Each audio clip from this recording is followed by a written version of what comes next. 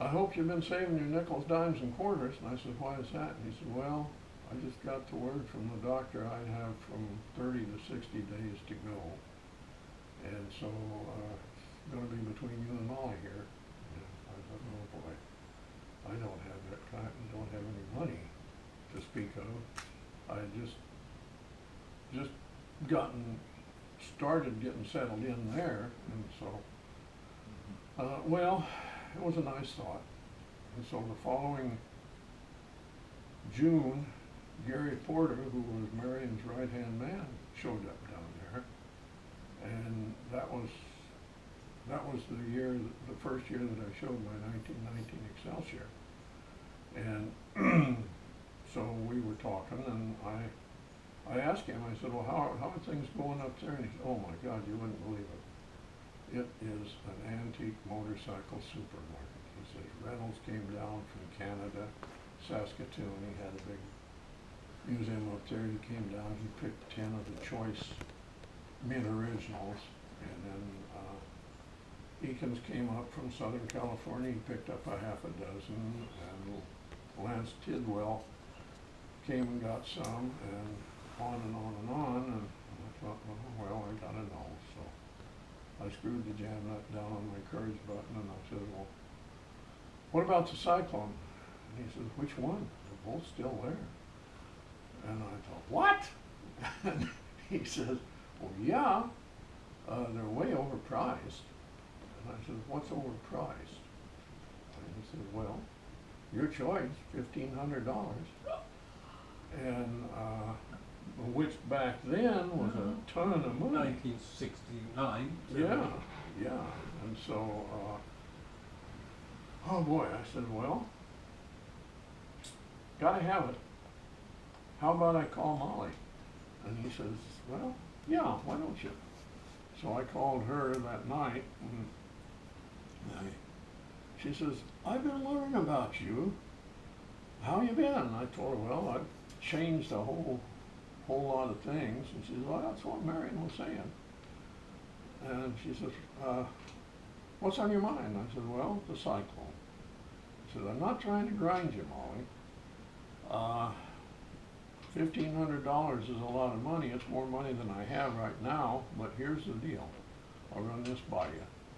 How about if I go over to the bank and cut a cashier's check for $1,000 and get it in the mail to you tomorrow? Would you hold the Cyclone for me until this next fall, when I can get some time to come up and pick it up, and I'll pay you the balance then? And she says, honey, you send me $1,000 tomorrow and I'll hold it for you until hell freezes over.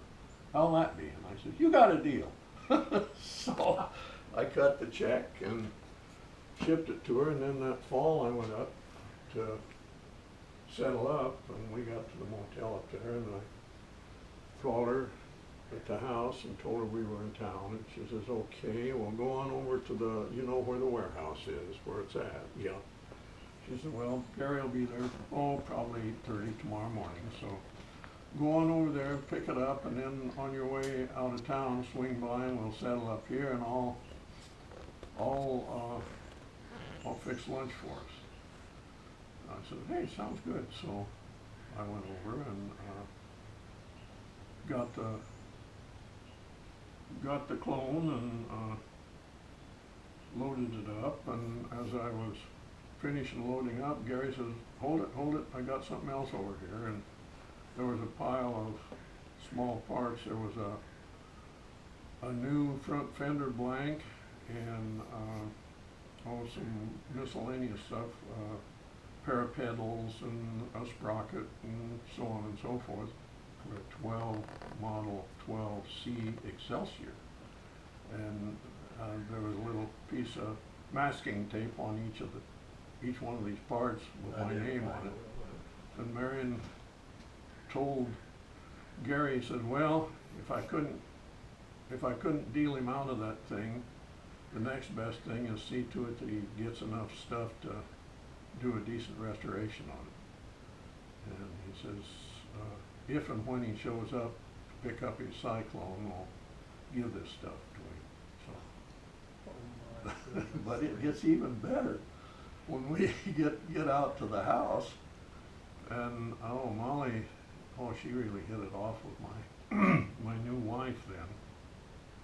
And so when it came time to get down to business, well, she says, well, I'll get my bill of sale pad. And so I just yarded 5 Benjis out of my pocket and laid them on the desk in front of her, and she reaches over, she picks up the top one and hands it back to me, and she says, here, this is for you for being such a nice gentleman and not trying to beat a poor widow lady down. So, yeah, she was quite a gal. So anyway, that's the story of how he acquired it, how I got it, and then,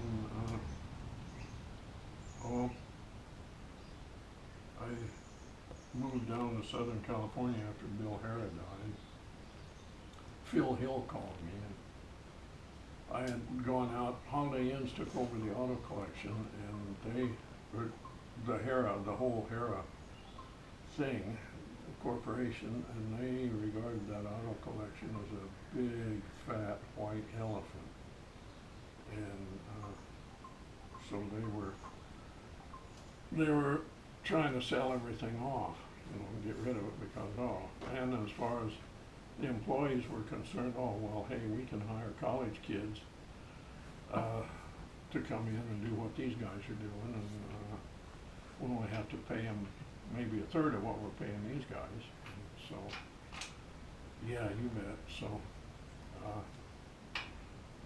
I went out, and there were 12 of us. I called us the Dirty Dozen. There were 12 of us that they gave us the option. We could either take our retirement package or transfer to another department. But bear in mind, if you transfer to another department, you have to start at the bottom of the pay scale again. And I said, well, I'll tell you what, I'll make it easy. I came to Nevada to work on the cars. I didn't come here to work in any high-class beer joint downtown, so just write her out. So I went home, and Jan says, what are you doing this early? And I says, I got pig slipped.